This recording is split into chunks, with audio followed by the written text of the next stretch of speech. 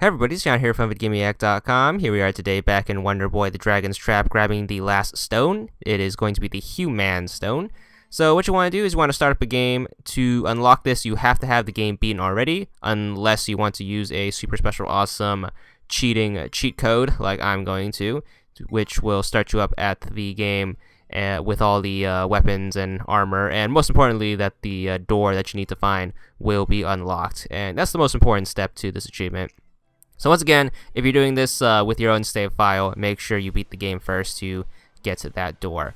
Alright, with that being said, we're going to switch over to Hawk and then fly up, and we're going to stock up on lightning and potions at our super special awesome store. Going to buy all the lightnings and potions we can get.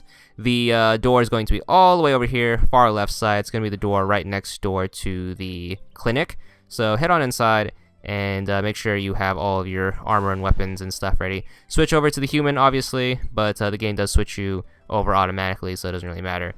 Head on inside, and then just go through this door. Probably the easiest to find hidden room.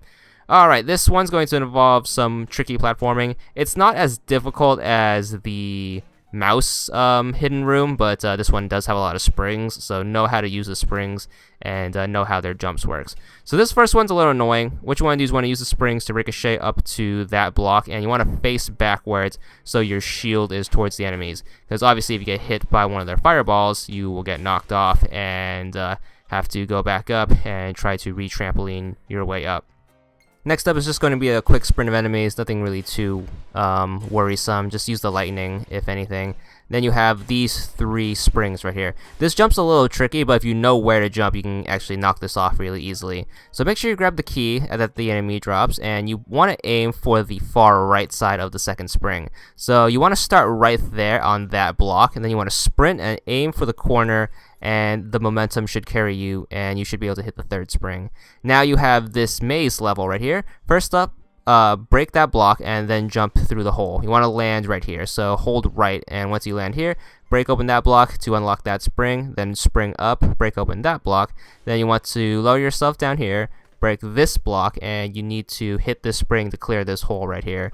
Then you want to break this block and then spring up here, break this, and then you want to jump on this and then lean left immediately to try to land on this ledge. That jump's a little tricky just because of the momentum, but once you lower yourself down, that should solve the maze and stop the endless loop. Once you're in here, you have lots of ninjas to deal with, so careful for them. You want to jump up here, break these two blocks, and you want to try to deal with the ninjas. I like spamming them with lightning. You want to jump down, you want to crouch and face the statue and then have him fireball you and try to push you through this gap right here.